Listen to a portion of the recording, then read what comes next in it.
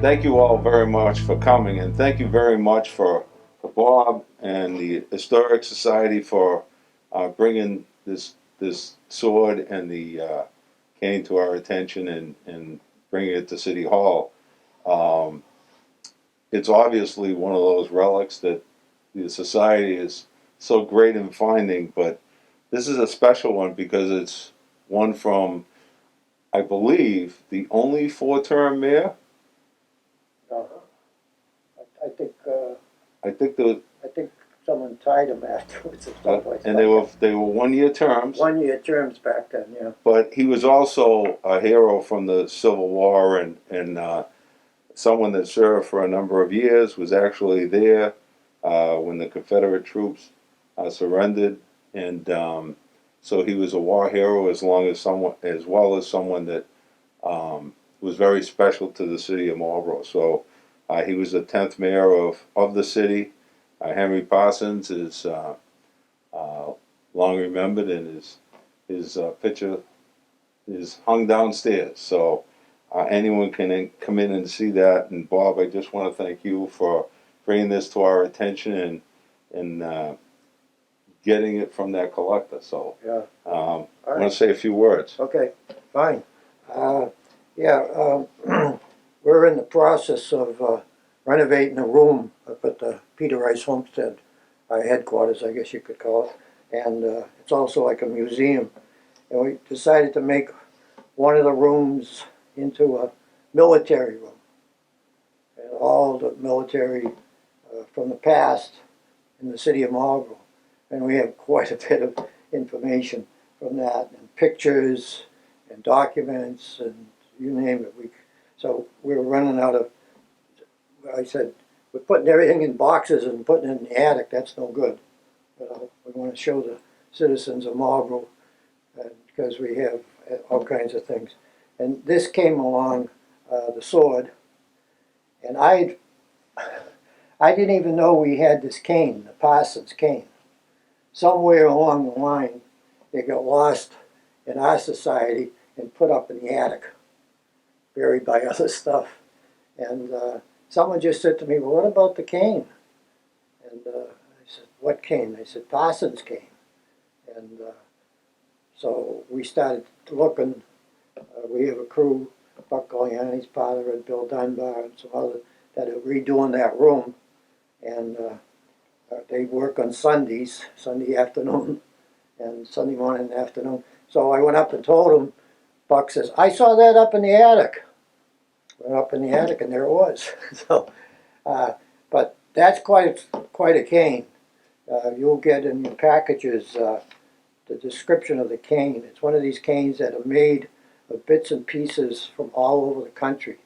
From the White House, from Gettysburg, from Faneuil Hall, from Concord Bridge, places like that. It goes on and on and on. There must be 100 and some odd pieces in the cane that makes up the cane. So he received that while he was mayor. And the sword that we have, that we found from a collector, goes back when he was in the Civil War. He must have been a good officer because he joined, immediately shot up to lieutenant, and then from lieutenant to captain, and from captain to major, and from major to colonel, and finally ended up, he didn't get to be general till the war was over, and he was in, today we call it the National Guard. They didn't call it back then, but he got named general afterwards.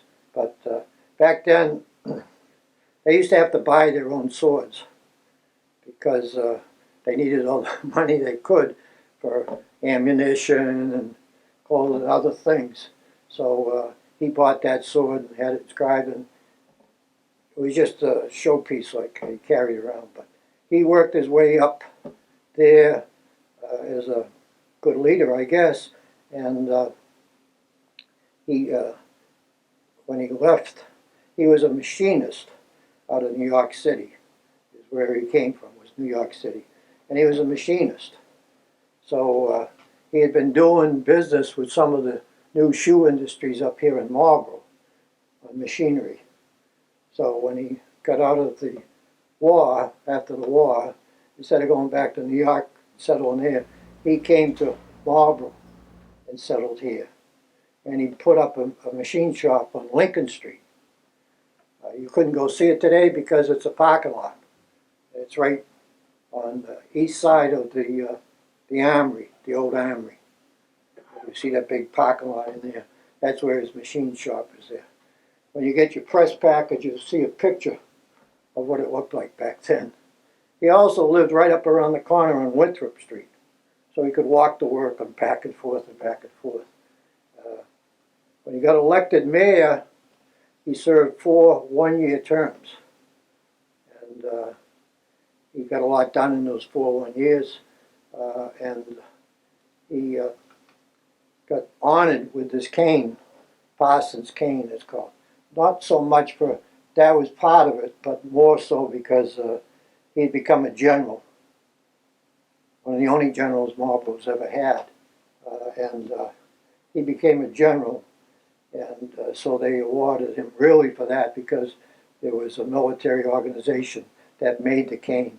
You'll get a package with all the history of the cane and what's gone into the cane and so forth. It takes quite a lot of work to do something like that. I've seen only 1 or 2 others like this. I was telling our mayor that earlier, before the proceedings started here, that I knew that there used to be another mayor called the mayor's cane. Now the mayor is, I got him all going now. He wants to find. I want the cane. I want the cane. He wants the cane. They used to pass it from mayor to mayor many years ago. And I knew, I was community development director under Joe Ferrecchia, and David Gadbois, God rest his soul, was head of the industrial commission, that type of stuff. And he came in one day, I happened to be in Joe's office, which wasn't here, it was a different place. But he came, David come in and says, "Do you have the cane?" And Joe said, the way Joe was, "Yeah, he's right here," pointing to me. But there's a cane out there, and I was just telling the mayor this, that would be passed from mayor to mayor, similar to this here. It was made up of different things, like this here is. And first Arthur ever heard of it. I never heard of that one. So now you don't remember that one at all. I don't remember that one. So now he's already had Trish calling up private detectives and people like that. We're going to work on that. Work on that, but I don't know if they stopped at some place or what. But I lose track of time. What year was that Joe Ferrecchia was elected and in? That was back in the 70s. Yeah. 70s. So, anyways, we're doing this room over. We're going to try to. We're shooting for what? Patriots Day? Did you say? Memorial Day. Oh, Memorial Day. Memorial Day. We're shooting for Memorial Day to open it up. We have a lot of things. One of the most interesting things, I think, anyways, is in World War II. There was a woman lived on Charlotte Ave, and an older woman, and you couldn't buy paper. It was so scarce in World War II. She had an old magazine to buy camera equipment and stuff like that. She used that as a scrapbook. The Marlborough Enterprise used to every day have a picture of one of our boys, a woman that went off to serve, with a picture of he or she, along with where they were serving, like, because we had 2 theaters. We had the Pacific and we had over in Europe. And she filled up this book. And we've got the granddaughter, the woman died, and the granddaughter found it, says, she sent it to us.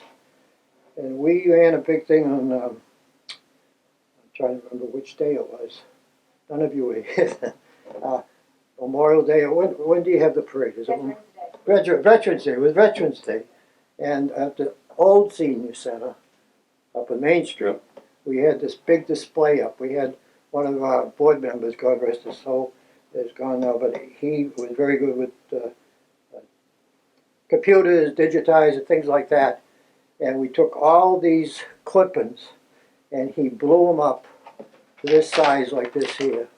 And we had boards up in the hall there at the senior center with all these, where they served and all that information. It was a big hit, and we have that collection still. So that's going to probably be more than likely online. So we're going to be celebrating. When's our date that we're looking at opening? Memorial Day. Memorial Day. Yeah. So we'll invite you there, Mr. Mayor, to cut the ribbon or whatever, I guess you could tell. But Well, find the cane before that, will you? Yeah, now I got to find that cane. I found this cane because I didn't even know we had it. It was up in the attic.